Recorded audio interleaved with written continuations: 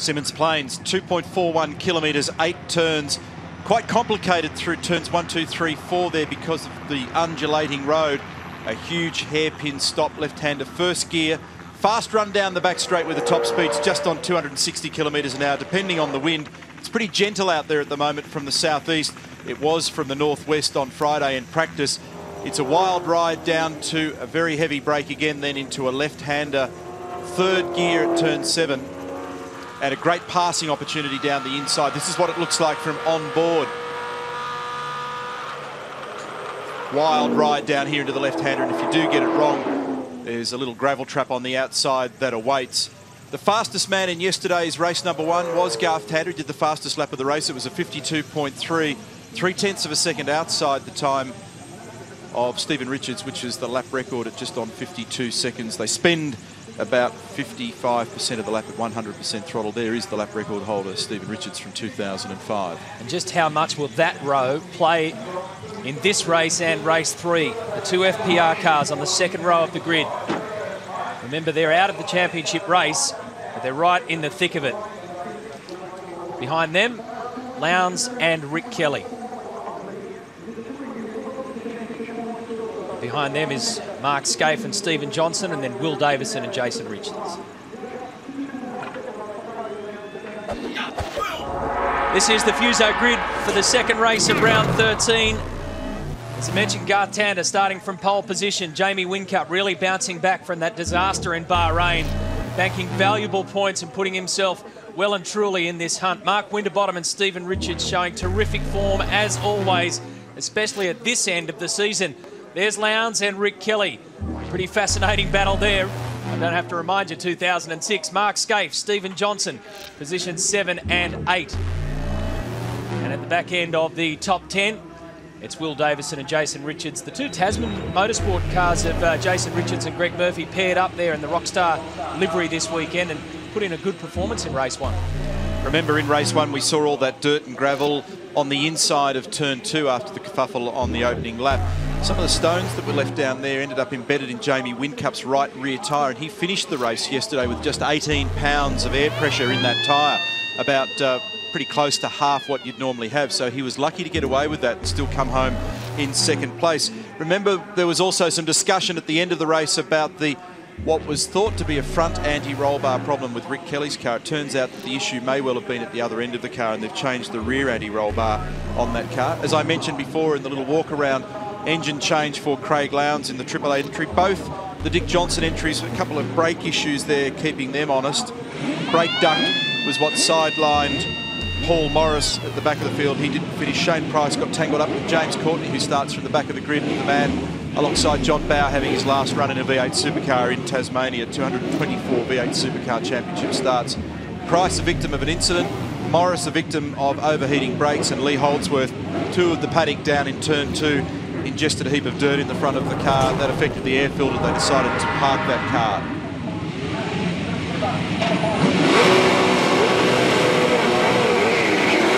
Now for a warm-up lap. Any cloudy conditions this morning or this afternoon. It threatened us with rain midway through the day yesterday, but it didn't really eventuate. Now these guys face cooler conditions. Lee Holdsworth in pit lane. I should think just taking the safe option to start from the lane where there won't be nearly the sort of chaos and congestion confronting you in turns 1 and 2. Yeah, Neil, you're spot on there. Lee Holdsworth will start from pit lane. That's confirmed by Gary Rogers. They were concerned yesterday. Lee had a good spot on the grid and gave it up in all the traffic and all the mayhem and was knocked out of the race. So they just want to make sure that Lee Holdsworth gets a clean start today and has every chance to do well. Neil, you were talking about brake issues. Well, it's the same story up and down pit lane. I've just popped into the SBR garage. This is a rotor. It's a brand new one. And you can see these little half moons, these little hooks that are on the face of the rotor. And they're basically designed to take some of the edge and a bit of the muck and garbage off the pads as they go around. This is the end of Russell Ingall's car. And you can see these are worn away almost to look like a road car disc with no real advantage. These discs have actually come out of the car after Symmons Plains worse off than some of the rotors after Bathurst. And it's the same story up and down pit lane. This is one of the toughest tracks on the tour on brakes, and it's ironic because the Gold Coast, Bahrain and this track all one after the other in terms of the championship, are the hardest. And we saw brake temperatures yesterday that you made reference to, Daniel, of up around 1,000 degrees Celsius. Those little brake rotors take an awful punishing. And it's a standard rotor on all the cars this year, an Alcon rotor that's part of a cost containment measure for V8 supercar racing, as you go on board here with Jason Barguana. In years previous, we've seen different patterns on those disc faces, and the disc pattern alters the amount of bite that rotor has. So this year, everybody's got the same thing, although you can use, at this stage of the game, different brake pads and calipers. Cam McConville here, Super Cheap Auto onboard camera. Cam's going to start from position number 19, speculation about what he may be doing in 2008. He'll start between Owen Kelly and Dean Canto. Owen had a good run yesterday in the Team Sirame Wines entry. Mark Scaife started from position 8, gained 1 spot. Come up a bit, come up a bit, come up a bit. Craig Lowndes, a 2-time overall winner here at Symmons Plains in 96 and 98. Held on to 5th. Look at Whincup trying to gain every single millimetre of advantage against Garth Tander. Wind's just swung again. It's now back from the northwest. So the rear of the field gridding up. Race 2 of round 13. And that wind direction change is pretty significant, Matthew. I reckon that'll catch a couple of people out compared to yesterday's conditions. We're good to go. How will this one affect the championship? 2 contenders on the front row. Another 2 contenders on row 3. And it looks as though Whincup got the power down beautifully. He did. He will take the lead into turns 1 and 2. Little bit of push and shove, as expected. Clean through 1, 2, 3 and 4, which is unusual. Oh, big dive from Winterbottom. He's exposed himself to his teammate, Stephen Richards, but just managed to hang on. Well, he gave up the position to Stephen Richards down towards turn 5 and got it back. Great start from Jamie Whincup. Kelly on the inside here of Greg Murphy. And Greg prevails at turn 7.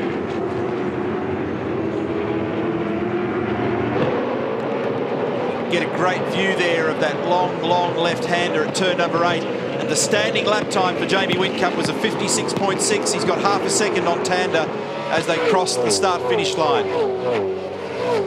Stephen Johnson gained a position from the start. He's up to 7th. It's a remarkably clean start because there's always a couple of traps here, those first couple of corners and the hairpin on the first lap. So job done. Tander showing great speed to the first sector split on this lap, 18.3, 1/10 quicker than Whincup, and you could see how close he was when they went through the hairpin. In race 1, they had a big tailwind at this part of the circuit. See how Garth submarined in the seat then with the brake load on the car. Longitudinal G-forces as he grabs a huge amount of brake pressure down there. Now the wind direction's changed today, so it's behind them coming up along the main straight. Johnson very aggressive. He's having a good stoush with Scaife. 0.34 of a second the margin between Whincup and Tander. Stephen Richards showing speed, fastest sector split. Lee Holdsworth at the rear of the field with a clean grid. He's actually done the fastest lap of the race so far, and that's the great start for Whincup down into turns 1 and 2. Did it nicely. You know, we mentioned earlier that brakes have been the issue, but the reason that Tander was able to break away from the field even in the restart yesterday and have a race was his brakes were good because of clean air, and that was about a 200-degree difference between the rest of the field. So Whincup is now in that prime position. His brakes should be pretty good with his clean air in front. The quickest lap then belonged to Stephen Richards, 52.99. There he is, position 4. It is amazing the impact of the preceding car or cars on the temperatures of the car behind. And safety car has has been deployed, and I think Cam McConville might have a problem. Yes, I just heard him on the radio. Big damage on the front of his car and all down the right-hand side. Manoeuvre and just decide to stick me into the fence on the way out for the hell of it.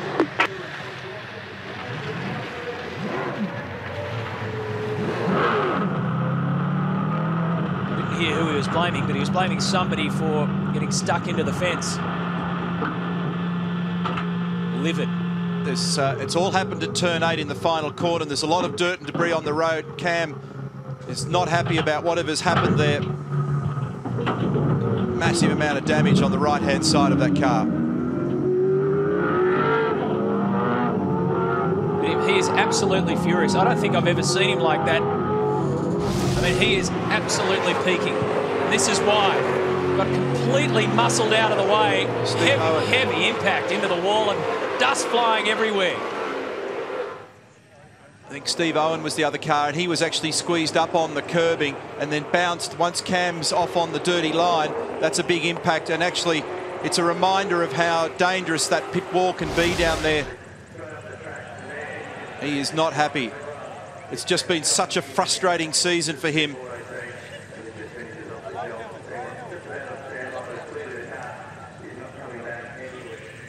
Now that's incredible. Normally very calm and cool. The Super Cheap Auto team did not like that one bit, and Cam McConville's race is done.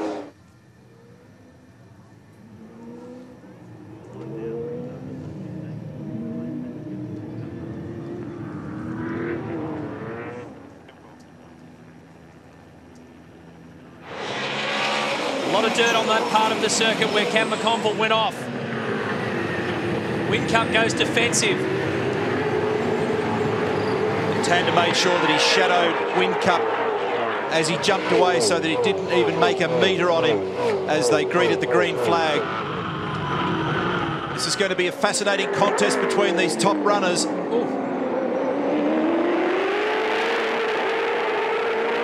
And Tanda's forced into a situation here where he's got to press on, but he can't get too frayed or too wild, because if he damages a front splitter, a bumper, or any aspect of the car, it'll cruel the little advantage that he's created in the championship.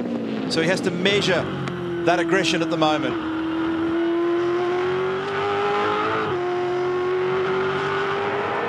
So the changes since we started. Jamie Whincup went from second up to first.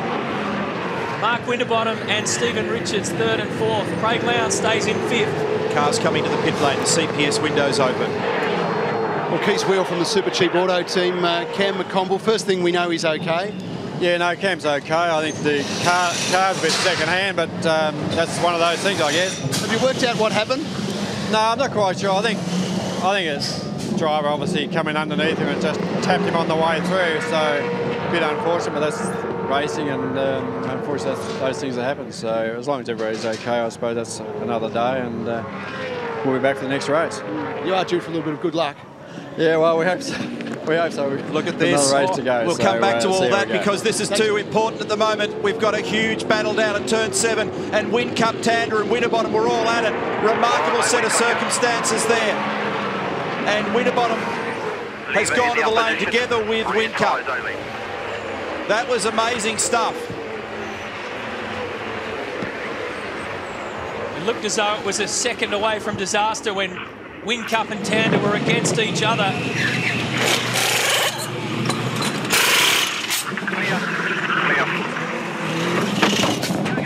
Very slick. Okay, mate. CPS light off. CPS light off.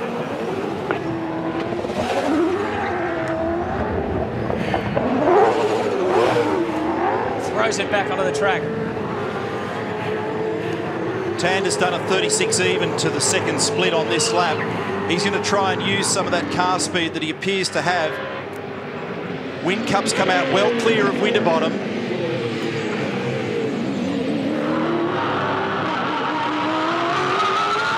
A 52.4, the fastest lap of the race for Tanda. I'll tell you what, Conley, when they were battling... We got Tanda coming in this lap, and obviously Richard's still got a pit as well. So. As Rick Kelly comes in.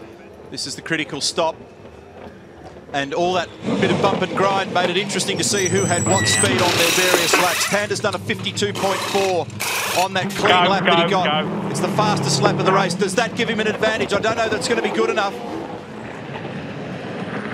Lowndes goes through. Whincup through. Winterbottom through. No.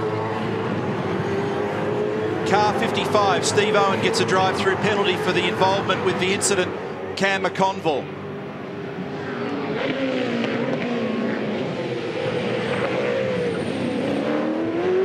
So Gartander is making hay out there, 52.41. Lowndes in. 1.1 seconds the margin at the top of the field. That'll correct itself in a moment. Scaife.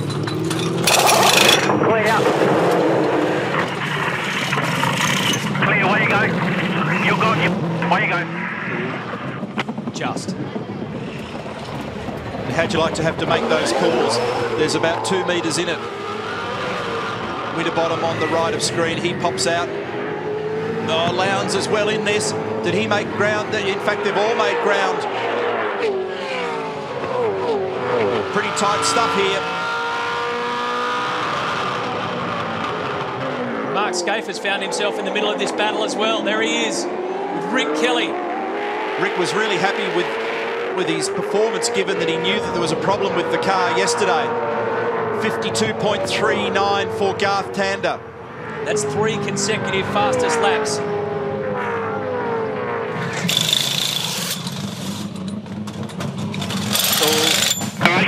Good line there, good job. Another fastest sector split for Tander on this lap, 17.99.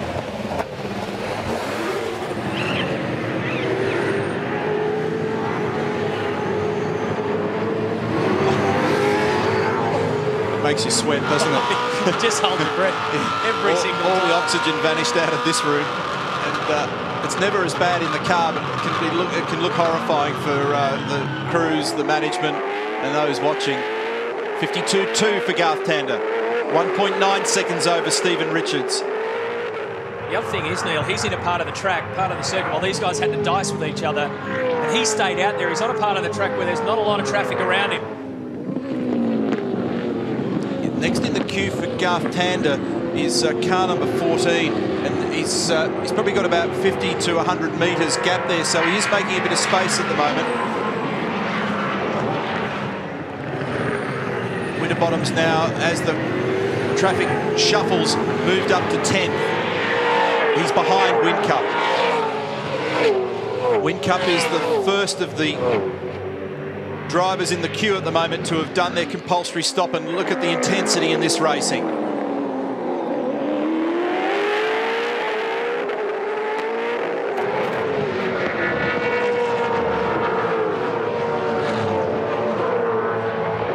Still got 38 laps of this one to go as Stephen Richards comes in, but I reckon we'll be rewinding to that critical moment when Tander and Whincup went at it before Whincup pulled in.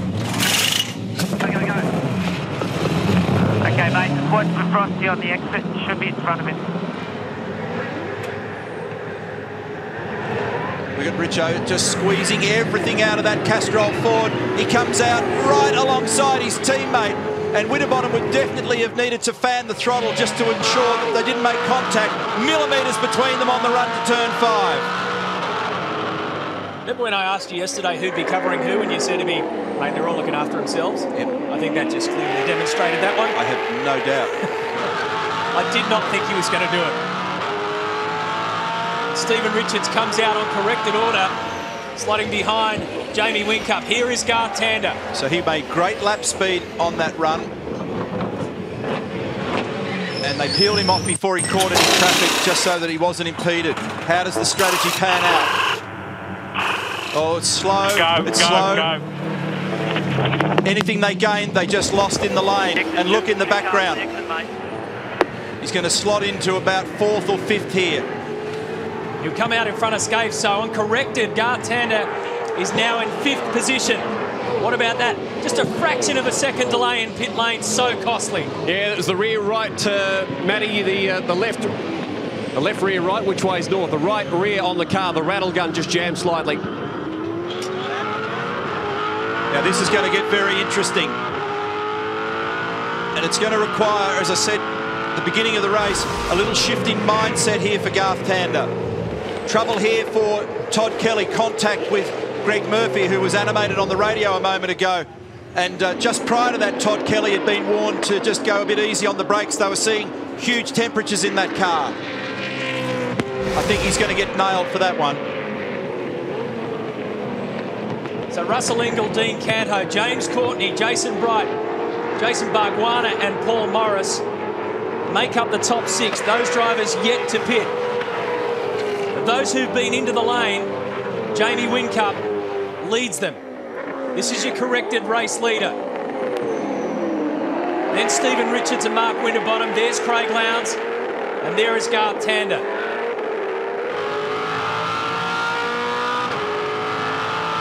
You know, the difference between a super quick pit stop and an okay one is only a second. That's right. But it put him from 1st to 5th.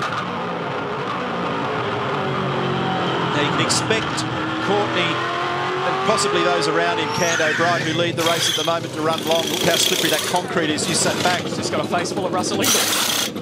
Go, go, go, go. Turn your light off, please, mate. Turn your light off. And remember that stationary pit time is only part of the problem. You've got to get into the lane and out of the lane, and that's the thing that affects where you slot back into the race.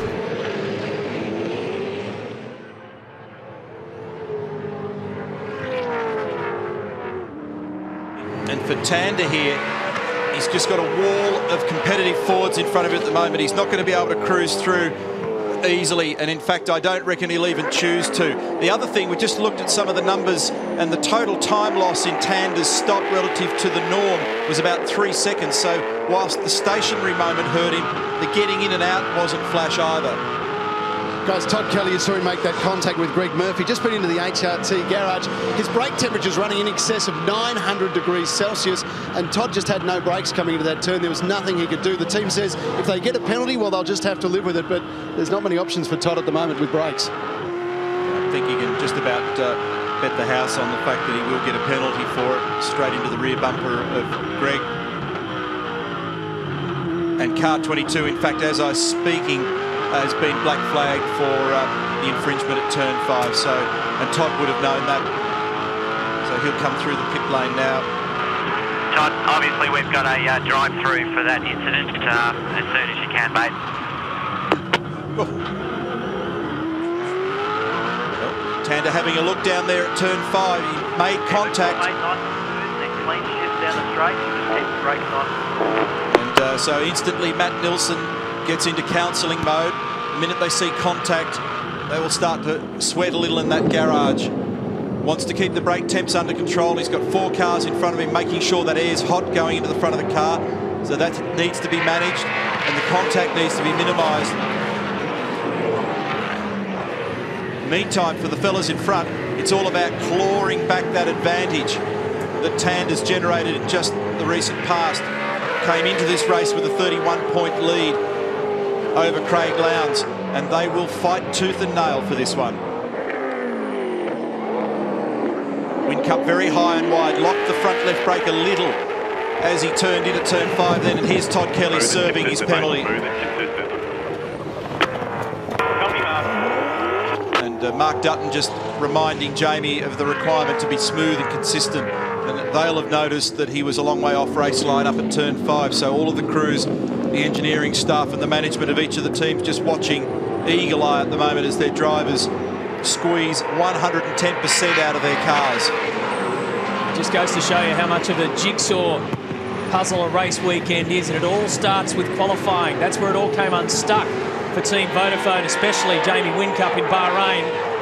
But here Whincup qualified 3rd, 2nd in race 1. Notice that Mark sporting the Mo for Movember, supporting Prostate Cancer Foundation and awareness. They've called themselves Team Motorphone. Yeah, there's a few blokes lurking around the paddock at the moment that could find a razor. There's some dodgy looking fellas, isn't there? More than normal. Bank robbers everywhere.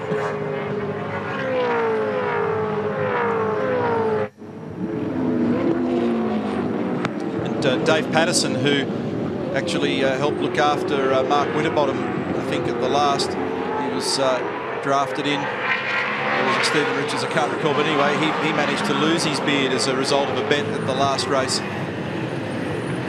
But at the moment, James Courtney is the race leader. He's just marginally up on Dean Canto. Here's Winterbottom. He's 7th in this field at the moment, in behind his teammate Richards. And how close was that as they exited the lane? Those to stop include Courtney, Canto, Bright, Morris.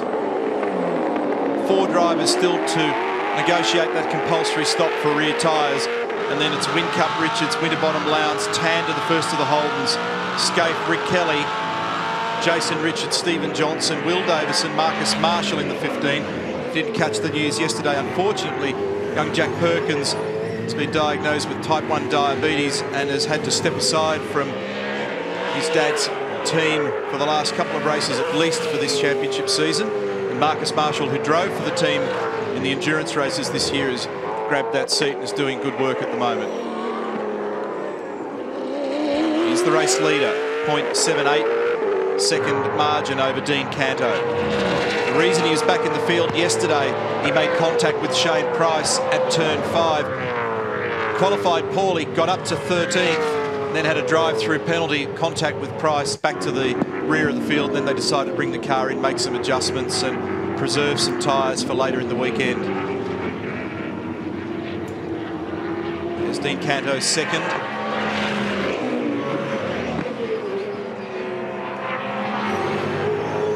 Started from 20th, where he pretty much held on to his position, and some work going on here at Alan Gurr's car, I think it is. Brightech team in there, Irwin Tools entry. Jason Bright's actually 3rd at the moment. Which is good, because I don't think it's any secret that Brighty wants this series, this 2007, to come to an end very quickly, please. Right. Sick of writing checks and not finishing races.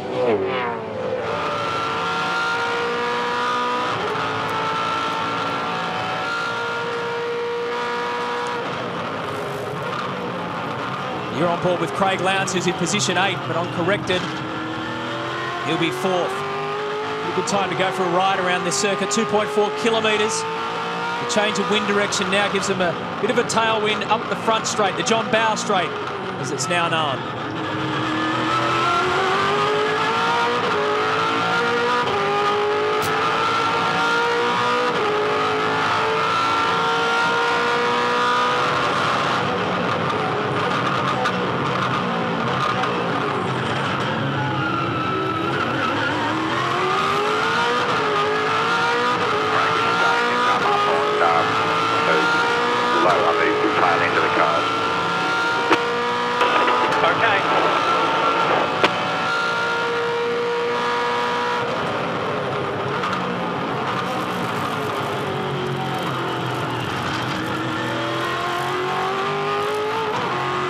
Down at turn 7, he locks the rear brakes, skates out into the weeds and crosses the gravel. I tell you what, he was seriously lucky to be able to drive out of here. Under normal circumstances, that's not doable. Increased brake pressures and temperatures, tucked in behind another car, a little unforced error, and Tander off the road. And they're not tiny pebbles down there either. There will be all sorts of junk underneath the Toll HSV Commodore. Watch this. Yuck. Well, as it's been in recent rounds, the seesaw continues. You know, it looked as though he took some pressure off himself yesterday. Well, it just ramped back up. And that puts the ball well and truly back in the court of Jamie Whincup in particular, and Craig Lowndes as well. Leanne Tander looks on and probably can't believe it, but T19, just half race distance, mate. Plenty of time left. that's what's been happening over the last 4 rounds. It's just been extreme. You're either winning or dipping out. Now he goes right up to the rear of Max Wilson. So 3 cars to stop. He's currently position 19. That brings him up to 16th, and then the points accumulate from position 15. But that was not what Garth Tander needed, or this team.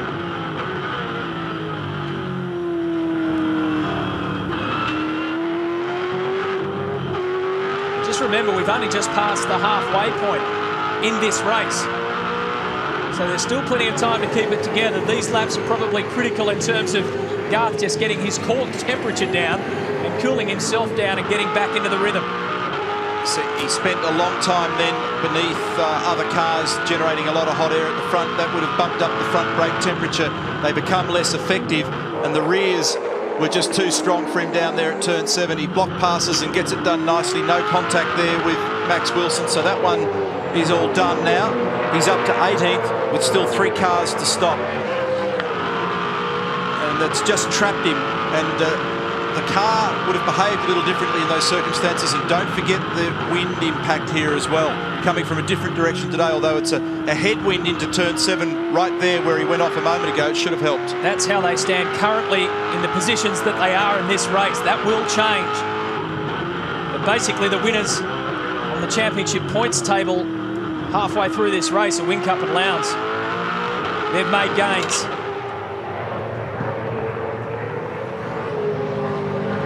Jamie Whincup pulled away a little bit from Stephen Richards and Mark Winterbottom. The on-the-road leader is James Courtney, with Dean Canto and Jason Bright, the other drivers, yet to pit.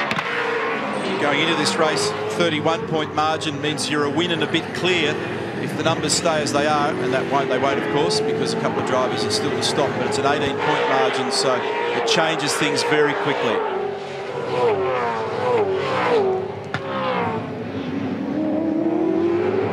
Whincup's got good rhythm here now.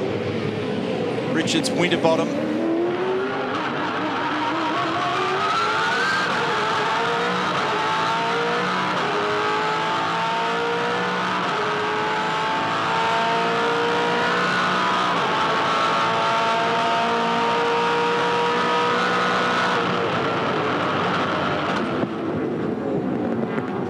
...260 kilometres an hour on the back straight. The speed at the apex of turn 7, there's about 100 kilometres an hour, and then building speed once more down to this quite complex little turns 1 and 2, beginning at 200 kilometres an hour and then all the way down to 90 k's right there, and then accelerating, trying to stop the car from sliding too much. Building speed on the rev limit of 5th gear down here, 240 kilometres an hour. And then back to the slowest corner in the country, turn 5, hairpin left hand of 1st gear.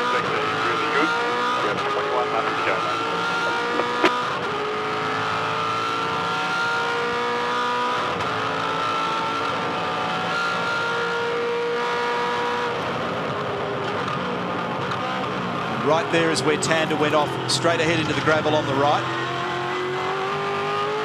Right here is where McConville went off, heavily into the wall and tagged a bit of the concrete there.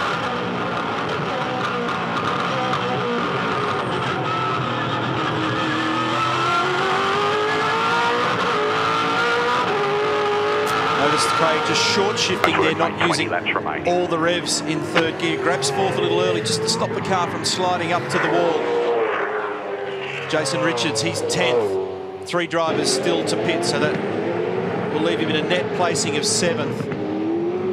Which means that he's effectively made up 3 spots. His starting position of 10th, there's Stephen Johnson. Rip-roaring battle with Mark Scaife in the opening laps. Jason Bright's got 1 more lap before he pits in car number 25, the Fujitsu entry. Here's Will Davison and Marcus Marshall. They're battling away at the moment for 12th and 13th.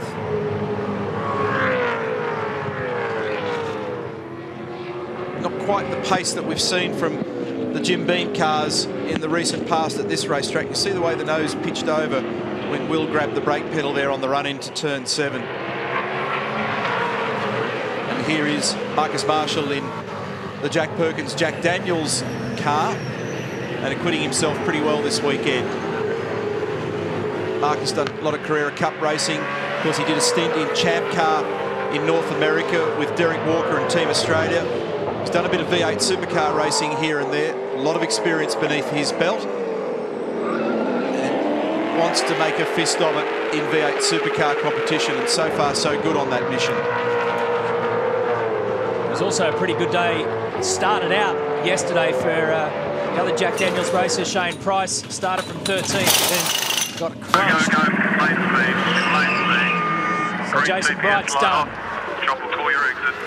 That leaves James Courtney and Dean Canto out there. There's only a couple of them, and at lap 35, the compulsory pit stop window closes.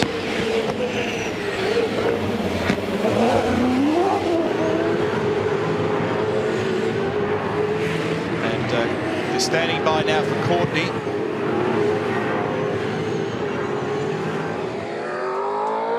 I think he's going to do one more lap, James. Super Cheap Auto car of Paul Dumbrell in position 13. Take off 2 for that for corrected, so he's hovering at the top 10.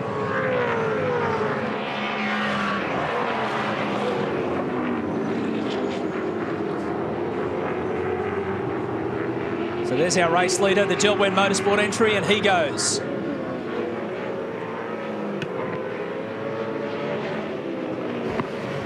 Okay, James, turn your tap handle up. Did wait before we go. Want to drop it and go for it. It's a little rear roll centre adjustment to James's car. Looks like, I don't know which way the thread runs on this thing, but I'm assuming they just dropped the rear roll centre a little bit to maybe give the car a bit more drive and a little less turn. Speed brace was used there on the B pillar to make that change. So one driver remaining to do his compulsory stop. It's Dean Canto. He has an 8.2 second lead over Jamie Whincup. And Courtney has actually made a lot of ground here. He's leapt up the field. That's very good work from these fellas. Good car pace and good strategy. So he's dropped back into 10th on our race computer at the moment, and that'll rapidly become 9th when Dean Canto comes in, which he is now doing. Watch your speed. Good job. Green light off. Green light off. Green light signifies in behind the windscreen that the compulsory pit stop's been done. So the margin between Whincup and Richards, Stephen that is 1.2 seconds. Winterbottom's still got a watching brief on Stephen Richards, and then Craig Lowndes, Mark Scaife, first of the Holdens, Rick Kelly, Jason Richards, Stephen Johnson, James Courtney 9th, and Dean Canto, that strategy paying dividends, he's up to 10th. Oh! As Russell Ingall just came zooming into picture. Down at turn 5, that's a net gain for Dean Canto of 10 positions. So there's a bit to be said for being in clean air. Kind of know that around this track. Once you get fumbled up in one of these little battle packs, probably the biggest downside, apart from, oh, here we go again, Ingall, Dumbrell, it's gone on, and Tander, I think, was the one that made the gain there out of all that. Both the super cheap cars getting short back and sides out there offline. Tander got a free passage and 2 spots. And now Russell Ingall locks the brakes on the run to turn number 2 and makes a mistake and throws away a couple of placings in the process. And his teammate, just to check, Neil, on James Courtney's car, the adjustment was 2 down in the rear roll centre adjustment, so he is searching for more drive. Flat tyre, I think it is on Russell's car, right front tyre. So they'll have to bring him in and obviously replace.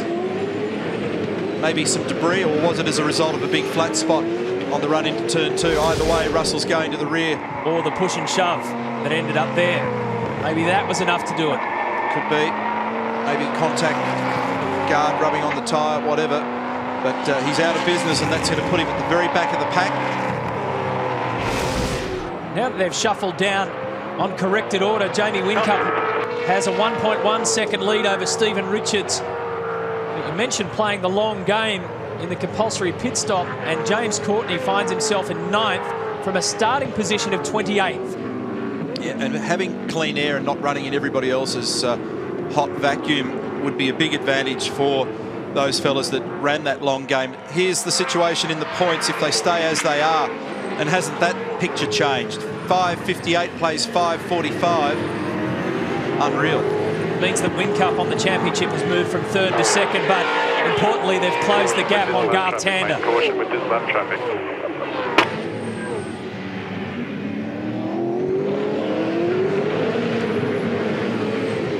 0.1 seconds Whincup over Richards, and here's Russell coming in to solve the problem in the front right.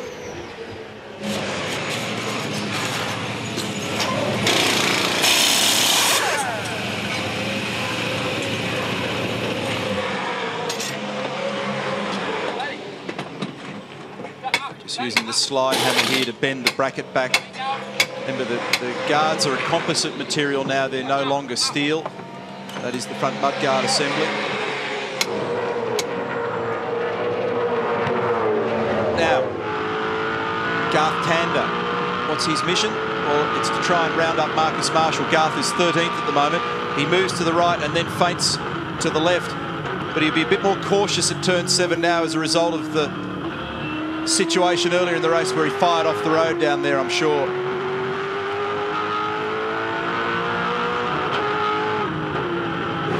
Garth came into this race with a 31-point lead in the championship over Craig Lowndes. He now has a 13-point lead, but it's over Jamie Whincup.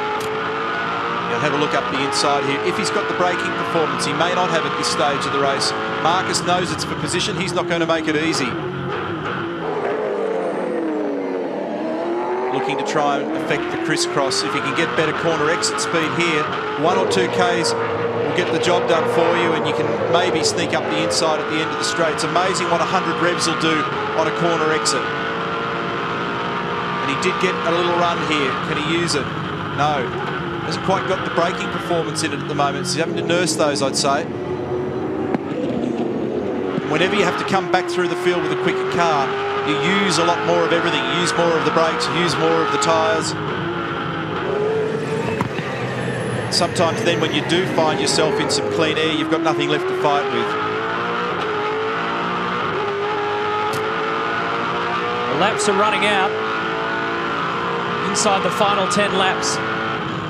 Tander's in 13th position.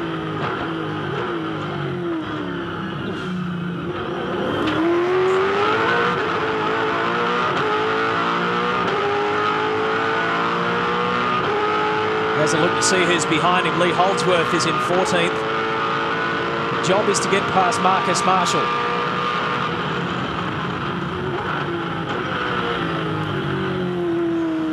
The more cars he rounds up, the more points he gets. And at this stage, that is critical.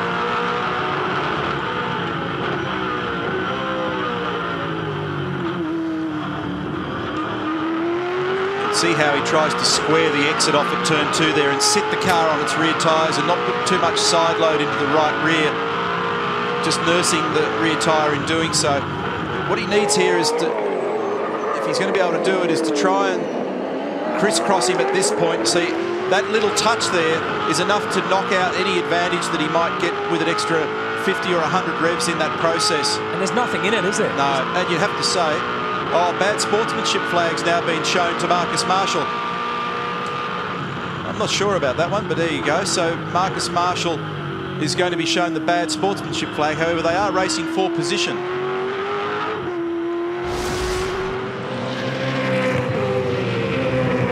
So that's the crisscross move, and then, like you say, the problem is once you make that contact, you just, you know, any little... You're not doing anything wrong. It's up to him to go around you, so just keep doing what you're doing, mate, but don't block. That's into Marcus's car.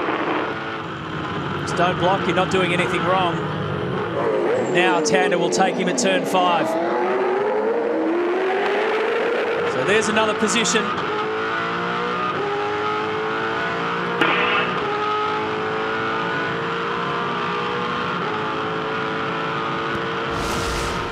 Releases our championship leader. There's the Team Sirame car and the WPS car coming together of Paul Morris and Jason Bargwanna.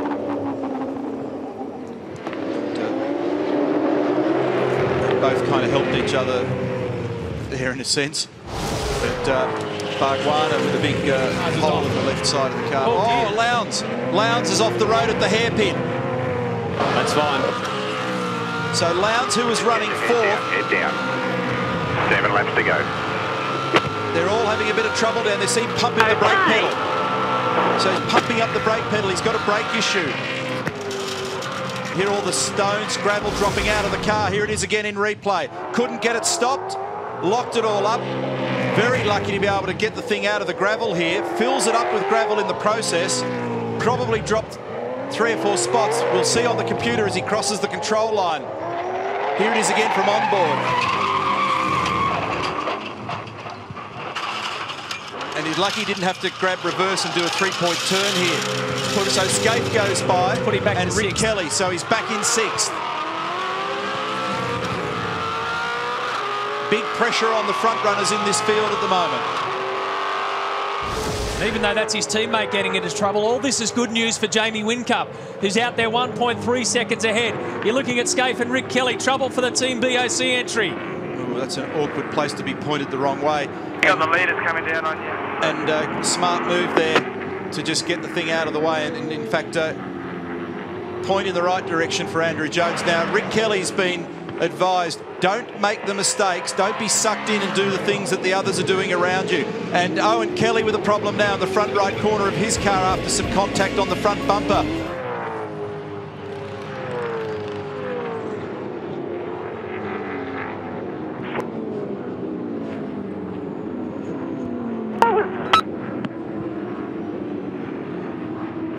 Our leader is Jamie Whincup. Stephen Richards is second. This will explain what happened to Shane Price. And Greg Murphy had to get out of the way. So contact down there. This would be Owen Kelly and Andrew Jones. So that was the beginning of what happened to Andrew Jones. And also we saw Owen Kelly with some trouble. So it all happened right there on the final turn.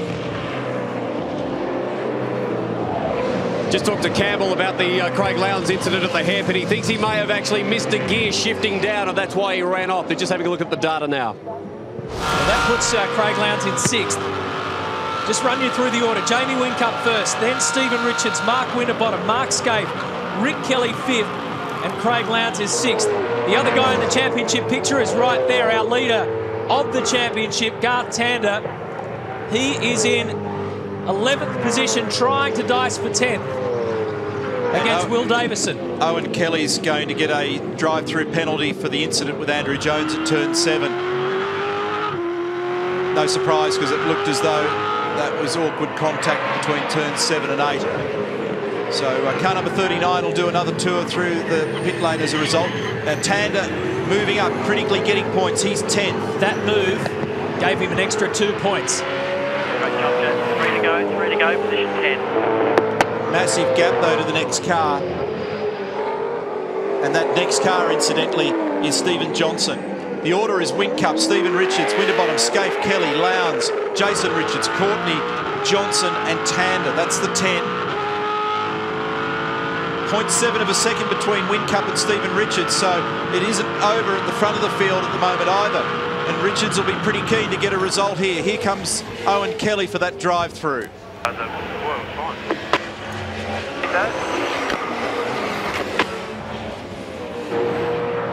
Race leader, Jamie Whincup. 3/4 of a second back is Stephen Richards in the Castrol car, and they are beginning to get wrapped up in traffic, and that could be a factor. Bit of a margin then back to Mark Winterbottom. As they stand on the championship right now, Garth Tander 5.62, Jamie Whincup up to second on 5.45. So Tander's 31-point lead is now a 17-point lead.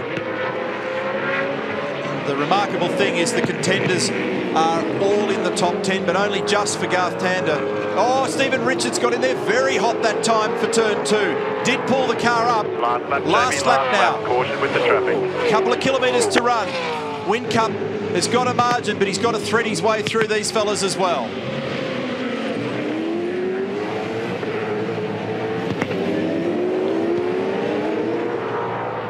An awkward finish for Jamie Whincup and Stephen Richards around traffic.